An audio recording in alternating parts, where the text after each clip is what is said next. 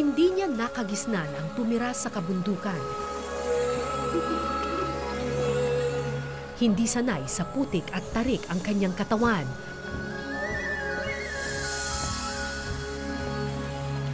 Ni minsan hindi niya pinangarap ang mabuhay sa hirap. Pero sabi nga nila, walang imposible sa taong may misyon.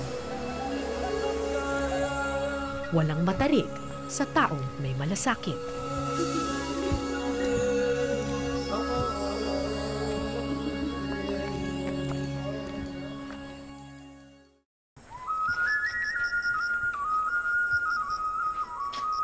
Nakatago sa pusod ng kagubatan, ang Sitio Labo ang isa sa pinakadulong komunidad sa Bansod, Mindoro Oriental.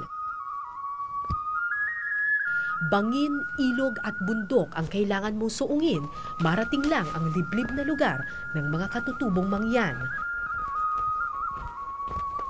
At linggo-linggo, ito ang nilalakad ni Teacher Annie para lang makapagturo.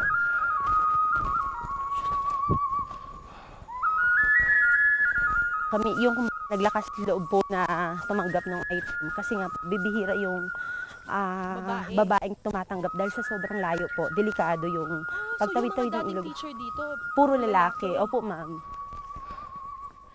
14 na taon ng guro sa isang private school si Teacher Annie. Sa totoo lang, mas madali at mas komportabling magturo sa private school. Pero sa pagtuturo ng mga katutubong mangyan niya nahanap, ang tawag ng tungkulin. Kumbaga doon, lagi kang nakapostura, naka-makeup, dito, as in, ganito yung itsura mo pag aahon ka. Pero nakita ko yung iba yung doon. Naramdaman kong parang totoong tao na ako. Makalipas ang 1 oras na lakad, sunod-sunod na ilog naman ang aming binuno.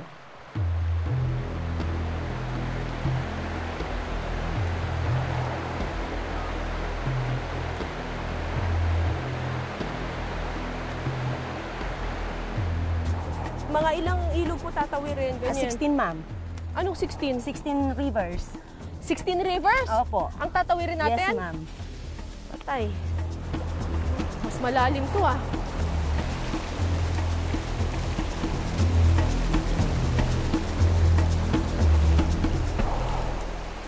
Sa pagbaha po hanggang baywang to.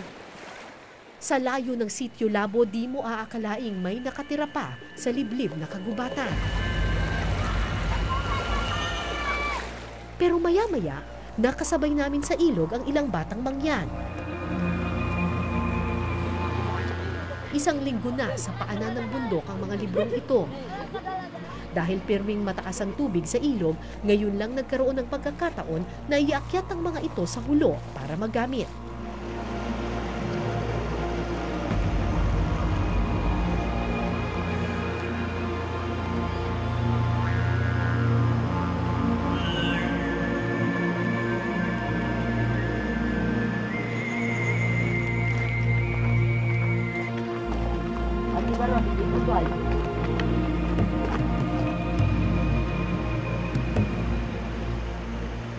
Makalipas ang 1 pang oras, may natanaw na akong komunidad.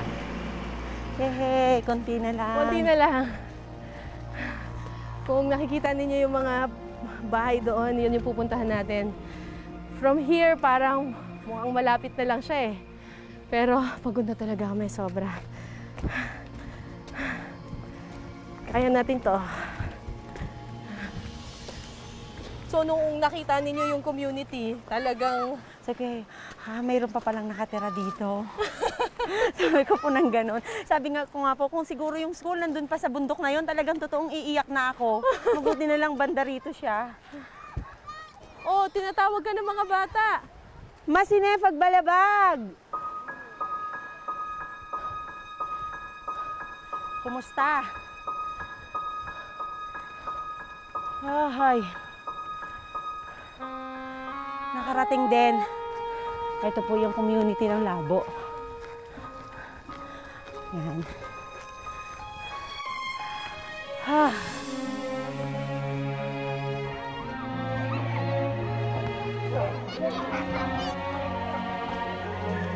Sa dulo ng kalbaryo, napawi ang pagod ni Teacher Annie ng mga inosenteng ngiti.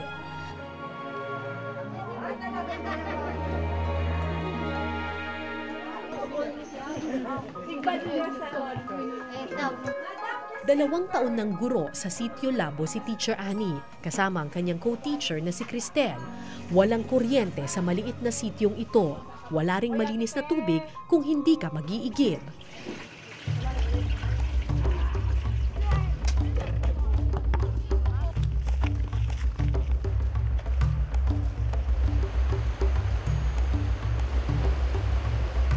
Pero gaano man kasalat ang lugar, dito nila natagpuan ang biyaya ng pagbibigayan.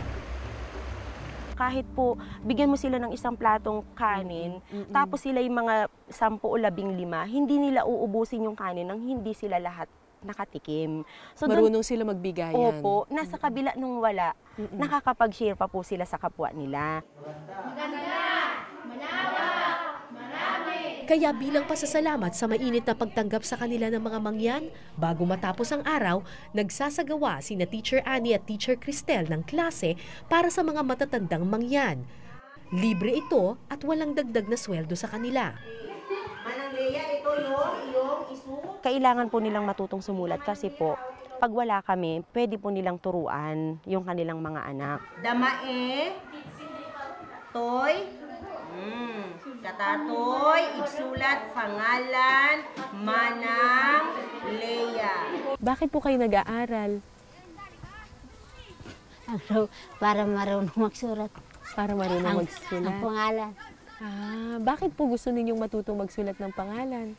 Marunong magbilang ang kaitanong surat. Para hindi magloko sa amin. Sa akin ang mga tao.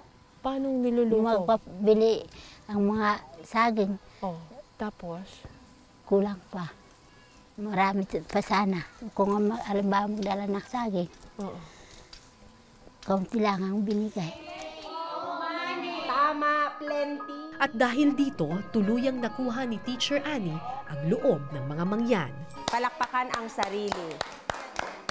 Yan.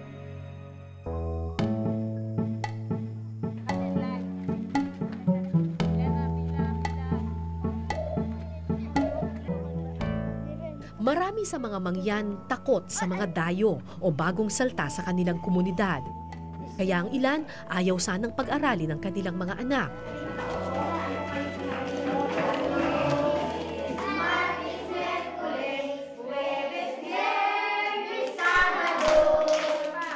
Pero iba si Teacher Annie at Teacher Cristel.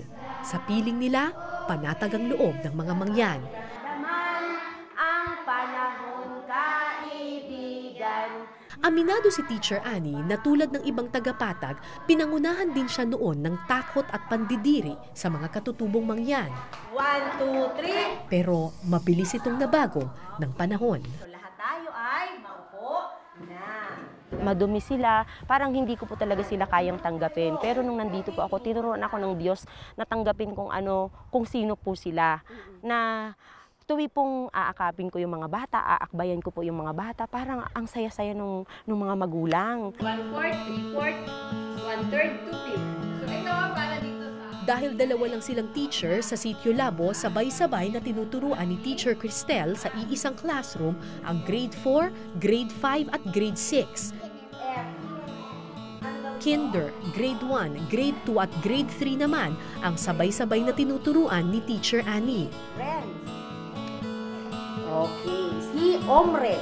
Ano kaya ang pangalan ng titik na ito? F. Yan. Si Sa dulo ng mga upuan, napansin ko ang isang dalaga. So ito po ang kinder? Yan, ito po yung kinder. Yung iba po dito hindi pa dumarating.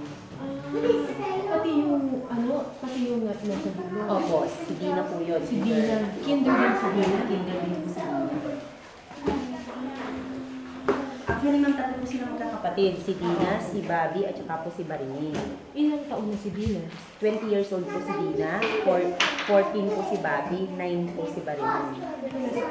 Nasa kinder pa lang po sila lahat. Pati yung 20 years old? Opo. Si Dina ang pinakamatandang estudyante ni Teacher Annie. Gusto man niyang mag-aral noon, ni minsan di siya pinayagang makatungtong sa paaralan. Ba't hindi kayo nag-aaral dati? Bawal po sa amin. Bawal sa inyo mag-aral? Bakit daw bawal? Awan po. Hindi ko po alam. Sino nagbawal sa'yo? Papa Pero ikaw, gusto mo ba mag-aral? Ha? po. Bakit gusto mo mag-aral?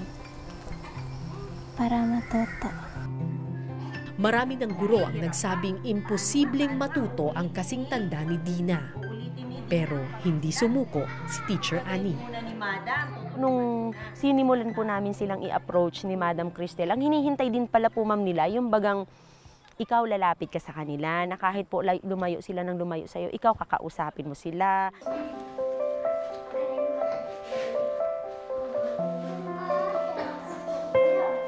Dahil sa pagpupursigi ng guro, nanumbalik ang kumpiyansa sa sarili ng dalaga at unti-unti siyang natutong pahalagahan ang kanyang pagkatao.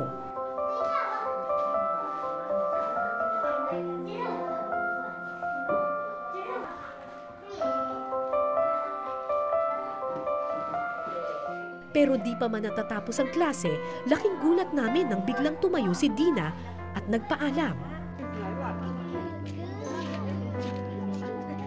Saan kaya pupunta ang bata? At bakit niya nilisan ang eskwelahan?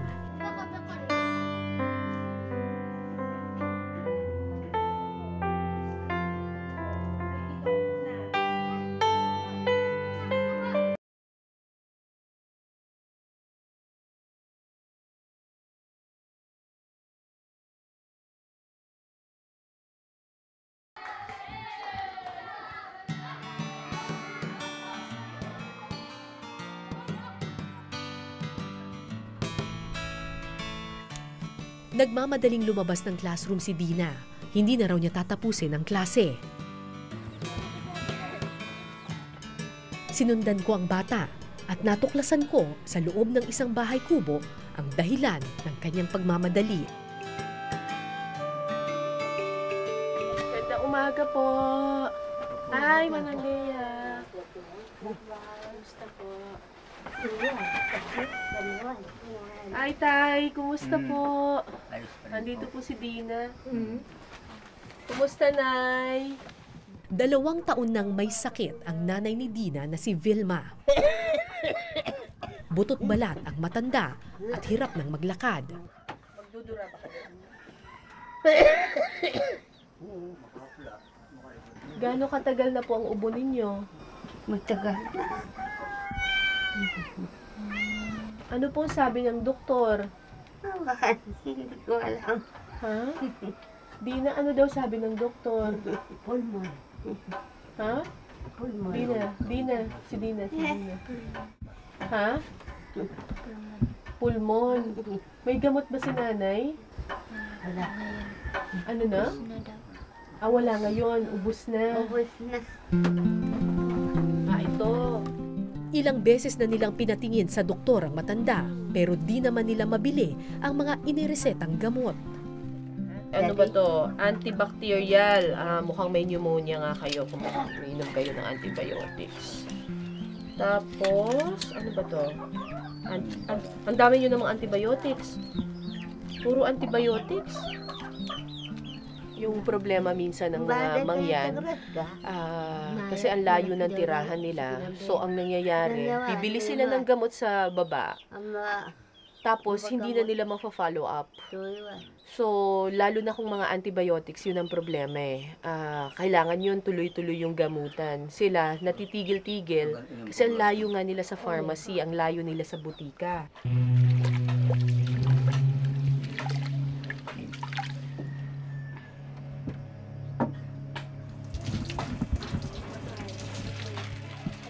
Kaya nang pumanaw ang tatay ni Dina, bilang panganay, siya ang tumayong ina at ama ng kanilang pamilya.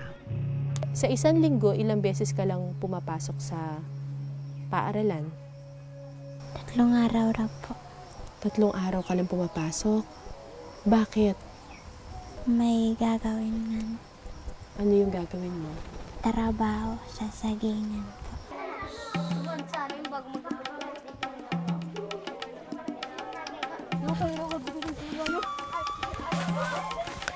Saging ang pangunahing ikinabubuhay ng mga mangyan ng Sitio Labo. Palibhasa'y matakaw sa tubig ang puno nito. Sa liblib at malilim na bahagi pa ng gubat nila ito kinukuha.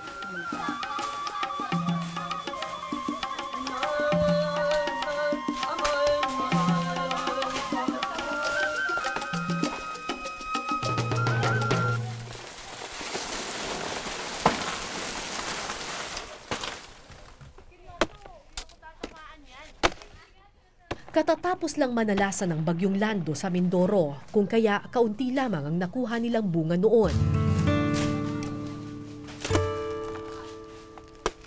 Batid ng mga mangyan na si Dina ang may pinakamalaking pangangailangan nung araw na iyon. Kaya tinulungan nila ang dalaga na mapuno ang kanyang bangkat.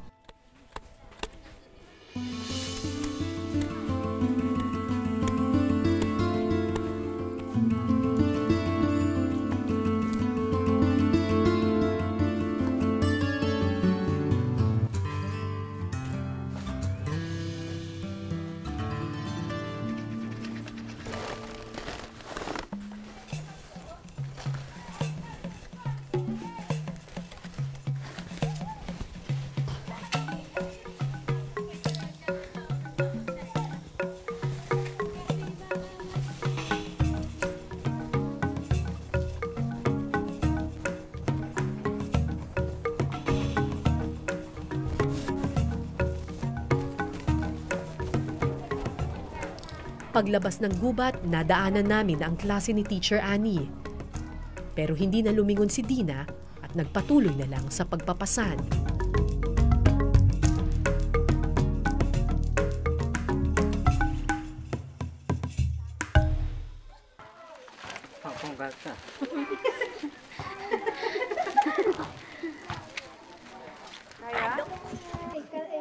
Tanghaling tapat nang magsimula kami sa pagpapasan.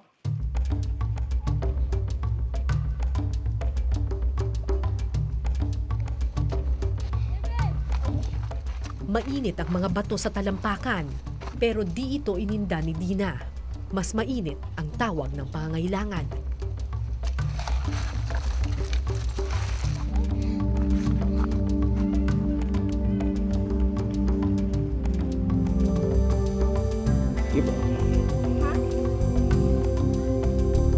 Kasi mapapasok ka sa bato. O bawasan na lang muna natin tong ano mo. Bawasan muna natin to. Bawasan natin. Masyado mabigat yan. Bawasan mo, ilagay mo dito yung iba para hindi masyado mabigat.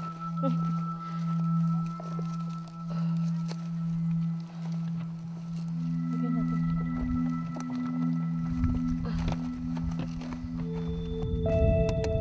Isa pa.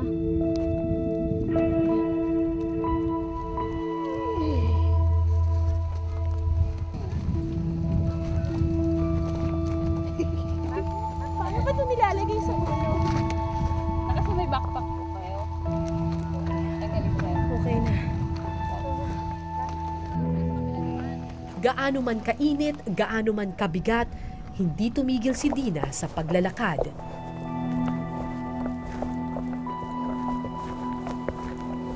Ni minsan, hindi siya nagreklamo. At tahimik na lang na pinasan ang responsibilidad na inihain ng mundo.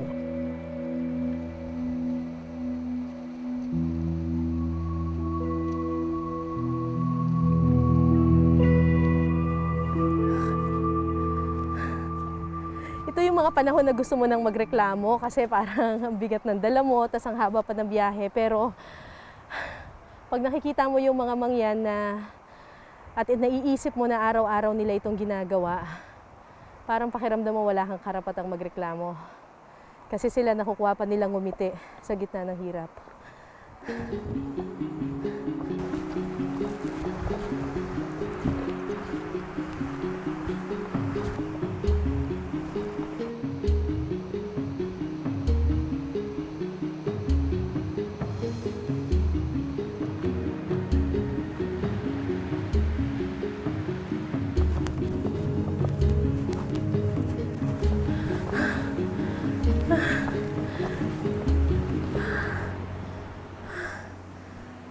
Kaya pa?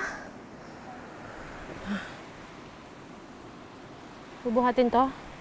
Okay. Tutulungan kita. Okay. Ready?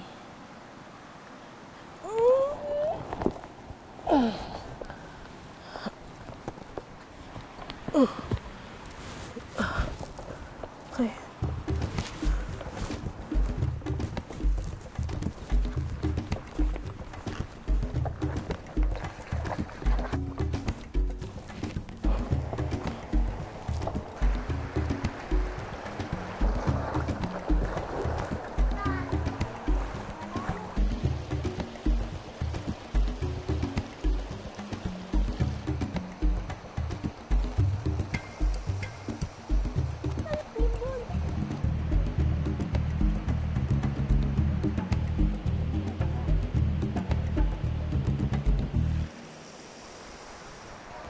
Makalipas ang 2 oras, narating namin ang kamalig kung saan binibili ang mga produkto ng mangyan.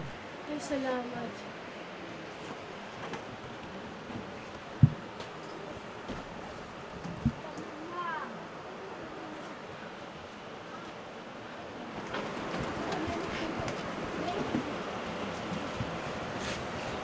Maingat na binilang ang bawat piraso ng saging na pinasan ni Dina.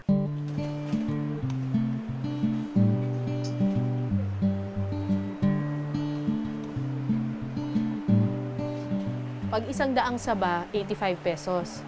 So, ang nakuha niya ay 120. 120 sa bata, tapos 50 ang laksan. Pero sa huli, 144 pesos lang ang kanyang kinita. Anong ibibili mo dyan sa 144 pesos mo? Gamot po. Ha? Gamot. Gamot. At saka, Wala na pong tira. sabi mo bigas kanina. Wag na po. Ha? Wag na po. Hindi na kayo magbibigas muna. Gamot na lang lahat. Opo. 144 pesos para sa 2 oras na pagpapasan sa bundok. Ilang tableta kaya ang mabibili ng kakarampot na salaping ito?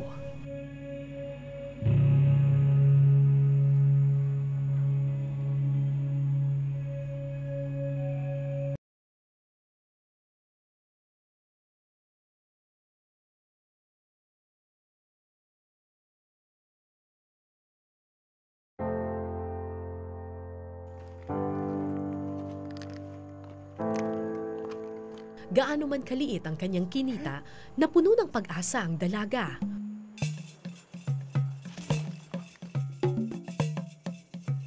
Masaya siyang naglakad ng mahigit 1 oras patungo sa pinakamalapit na butika.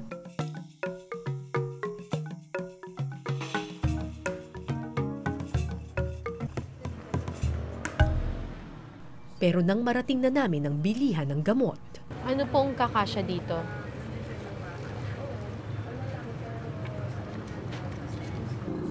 Dalawa lang po nito. Tapos 10 dito.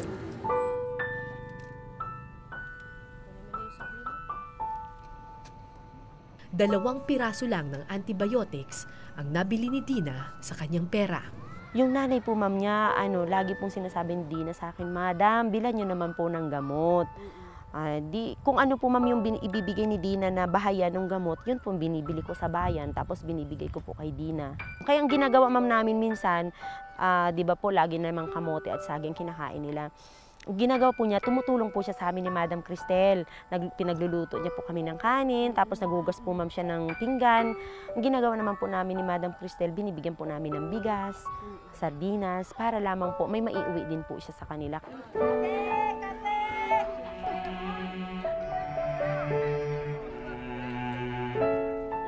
Para sa gurong nagmamalasakit, hindi maikakahon sa silid-aralan ang tawag ng tungkulin.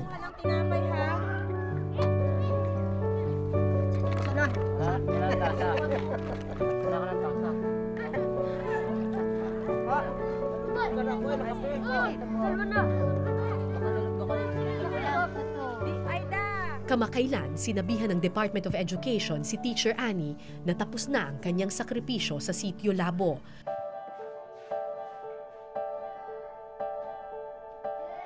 Na-upgrade ang kanyang posisyon at maaari na siyang magturo sa Kapatagan sa mas maganda at mas maayos na eskwelahan. Pwede na raw niyang iwan ang mga mangyan. Yung amin pong cooperating principal ng Bansud District, inofera na po kami na bumaba ni Ma'am Cristel sa Villa Pag-asa Elementary School. Gusto ko na po dito. Kaya lang po, nandun talaga tayo sa realidad ng buhay na tumatanda ka, ang layo-layo ng nilalakad.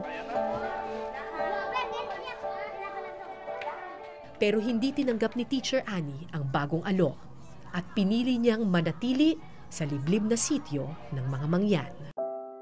Dati nung nagpa-assign ka as a public school teacher, ang iniisip mo, pera, sweldo, para sa sarili. Yes, ma'am. Pero ngayon, binibigyan ka na ng mas comfortable na buhay, ayaw mo pa rin.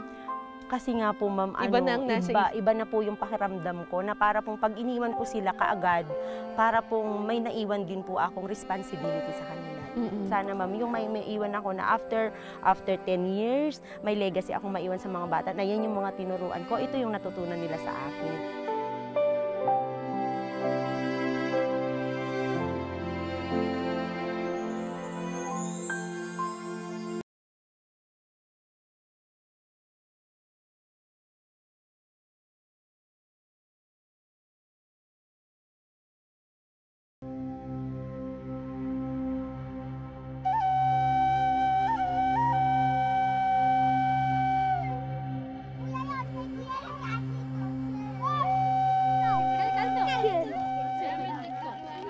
Si Teacher Annie ay hindi isang doktor. Hindi siya milyonaryo o makapangyarihang lider ng gobyerno. Pero may kapangyarihan ang kanyang inspirasyon. Marinig ng malakas ang boses ni Wendell. May dalang pag-asa ang kanyang mga salita. Tingnan natin at pakiramdaman ang panahon, kaibigan. Mahirap man sa salapi, mayaman siya sa malasakit. Pasok sa eskwelahan, maaraw ang panahon, maaraw ang panahon, maaraw ang panahon. Ako po si Cara David at ito po ang Eyewitness.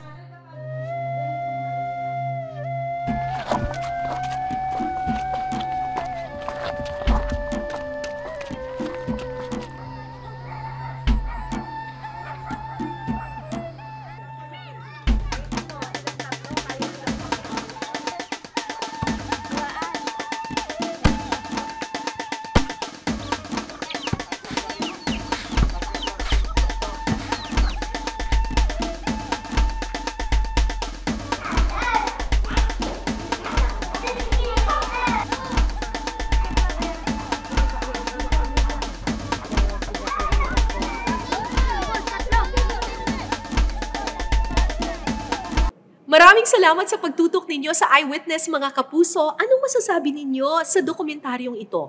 I-comment nyo na yan. Tapos mag-subscribe na rin kayo sa GMA Public Affairs YouTube channel.